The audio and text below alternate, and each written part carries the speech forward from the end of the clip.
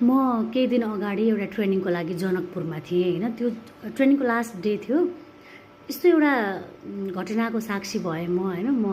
मलाई अझै पनि अचम्म लागिरहेछ कि कति कुराहरू मलाई अझै पनि पत्याएर लागेको छैन होइन। त्यहाँ के भइरहेको थियो भन्ने कुरा के भयो भन्दा ट्रेनिङको लास्ट डे थियो अनि मैले चाहिँ पोस्ट टेस्ट ट्रेनिङ पछिको एउटा फर्म भराउँदै थिएँ कि बच्चाहरूलाई। किशोरीहरू हुनुहुन्थ्यो सबैजना त्यहाँ 13 देखि 18 वर्षसम्मको।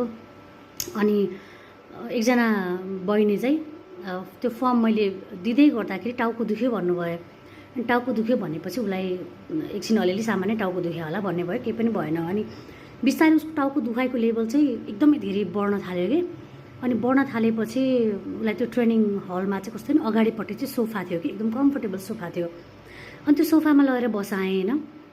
अनि त्यहीँको एकजना जो चाहिँ मैथिली भाषा राम्रो बोल्ने त्यहीँको एकजना म्याम हुनुहुन्थ्यो। अनि उहाँलाई पनि केही कुराहरू सोधेँ मैले के भएको भनेर। अनि उहाँले खासै थाहा पाउनु भएन होइन।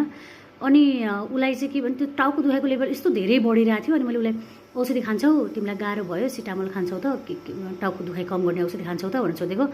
एन्सरै गरेन उसले होइन। अनि त्यो म्यामलाई सोध्न पठाएपछि चाहिँ खाँदिनँ भने होइन।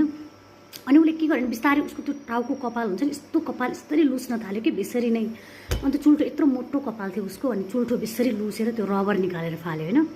अनि त्यो हुँदै गर्दा उसकै घर छेउको एकजना बहिनीले चाहिँ के भन्यो भने सँगै पढ्ने पनि, अनि उसले चाहिँ उसलाई भूत लाग्यो भनेर भन्यो कि। अनि मैले नचाहिने कुरा गर्छु, तिमीहरू यही मिथ तोड्नको लागि भनेर यो ट्रेनिङमा छौ, अनि यही कुराहरू गर्छौ भनेर मैले हप्काएँ होइन। अनि एकछिनपछि उसको फ्यामिलीलाई बोलाउने भन्ने कुरा भयो। त्यो बहिनी जसले भूत लाग्यो भन्नुभएको थियो। अनि उहाँले नै उसको घरमा फोन गरिदिनु भयो।